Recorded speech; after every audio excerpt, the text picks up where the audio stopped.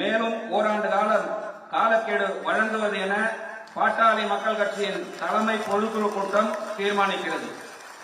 2026ஆம் ஆண்டு ஆகஸ்ட் மாதத்தில் உட்கட்சி தேர்தல் நடத்தப்படும் வரை பாட்டாளி மக்கள் கட்சியின் தலைவர் பதவியில் மாண்புமிகு மரியாதைக்குரிய அன்புமணி ராமதாஸ் அவர்கள் தொடர்வார்கள்.